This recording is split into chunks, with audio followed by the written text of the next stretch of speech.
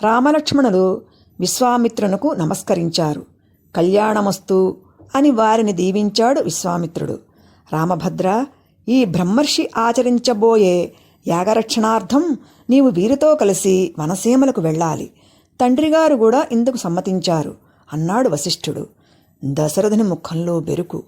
పితృవాక్పాలన నా కర్తవ్యం అని వినయంగా రాముడు పలుకగా దశరథుడు రాముని గాఢంగా కౌగిలించుకొని, రామా, ఈ బ్రహ్మర్షి మాట ఏదైనా అది నా శాసనంగా భావించి ఆచరించు అని పలికి రాముని శిరస్సును ముద్దు పెట్టుకుని విశ్వామిత్రుని చేతిలో రాముని చెయ్యి ఉంచి, బ్రహ్మర్షి, రామునితో పాటు లక్ష్మణుని కూడా పంపుతున్నాను, కాదనవద్దు అన్నాడు.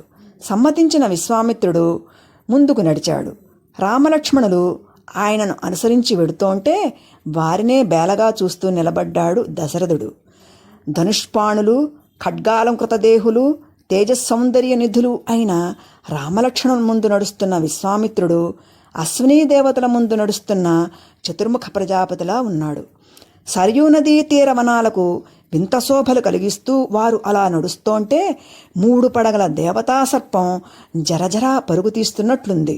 విశ్వామిత్రుని ముఖంలో ఒక విధమైన సంతృప్తి, ఆనందం.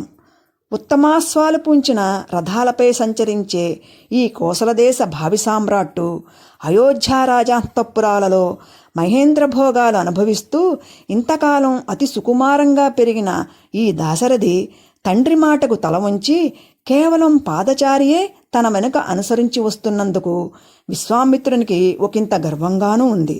అలా అర్ధయోజన నడిచాక విశ్వామిత్రుడు ఆగి, చిరంజీవులారా, కాలాతిక్రమణం కాకుండా ఈ పవిత్ర సరయూ జలాలతో ఆచమనం చెయ్యండి అన్నాడు.